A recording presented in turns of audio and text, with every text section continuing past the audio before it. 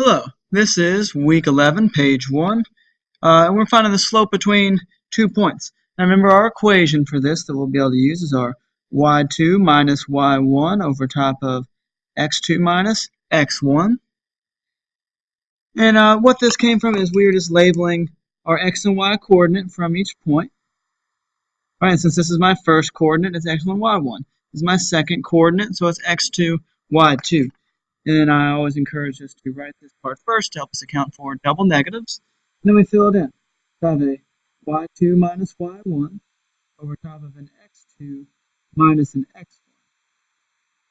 All right, and then we're going to figure out what's our numerator and our denominator. 4 minus 5 gives me a negative 1 over top of. If I'm subtracting a negative, both of these will turn positive. That's 5 plus 5 give us a 10 there. All right. There's our final answer. We can't simplify it any further than that. Negative 1 over 10 is what we'd have there. Okay? So that's the process, is figuring out number up top, number down low, based upon this setup. All right, now, week 11, page 2, is going to be about solving each system by graphing. Now keep in mind, numbers 5 and 6, 5 and 7, we crossed off here. We're not going to worry about those. But let's maybe look at one here like number 4. Okay? So we need to graph both of these lines and figure out where they cross. This one's telling me to start at a positive 2. And my slope is a 2, so I'm going to put that 2 over a 1. That way I know to go up 2 to the right 1. I'll go up 2 to the right 1, plot a point, and that's what we have. Now, we may see that when I go to graph this other line here, it's the y is equal to negative. So I'll put that there. We're going to need to draw a line that's perfectly flat, right? Because if I have a y is equal to negative 2, there is no slope. So this line has no slope. Right? It's perfectly flat there, right? Looking like that. All right, I should have used a straight edge on that. Let me correct myself here. There we go. Right, now a couple of options we could have. For this one, we could either try to connect it with a straight edge, or we can think about some more slope dots that'll give us down into this portion of our graph.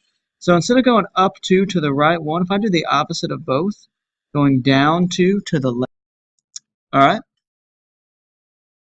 Sorry, we had a little video skip there, but if I went down 2 to the left 1 over and over again, we'd see where these two things intersect, and it's a negative 2, negative 2. All right, week 11, page 3. This is us doing some distributing and also combining some like terms. Let's take a look here at number 5. Now I see that I have a negative 2 here on the outside, so don't forget that this negative is also going to be a part of our distributive process. All right, so far everything else has stayed the same, except I'm going to distribute. And negative 2x times a negative x gives me a positive 2x. Negative 2 times a positive 5 gives me a minus 10. All right, now notice how these variables are on the exact same side of the equation. That means I'm going to be able to combine them. All right, so 5x plus 2x gives me a 7x. All right, so there is our equation, and now we'll be able to continue solving this out here. All right, now we're just down to a two-step. Because after we distribute, combine our like terms into a two-step problem. So I would add 10 to both sides here. All right, and we'll have an 84 is equal to a 7x. And then we're down to that one step. I'd divide both sides by our 7 here, and we get that x is equal to a 12. All right, so remember, variables on both sides, combine those. Right? We would not do like a subtract 2x. That's the method when they're on different sides, but when they're together, combine the variables. All right, week 11, page 4 here for us. All right, going through and taking a look at what we got. Same thing of what we just ran into. All right, but I'll look at number 5 on this page as well. Now this time it is a positive 4 that we're distributing. All right, and so we'll take care of that distributing step. Everything else will stay the same. All right, so now this 4 times the negative x is going to give me another negative 4x. Right, and this one is right there. This one came from the positive 4 times the negative x. and 4 times the negative 7 is a minus 28. So I'll be able to put these two variables together now.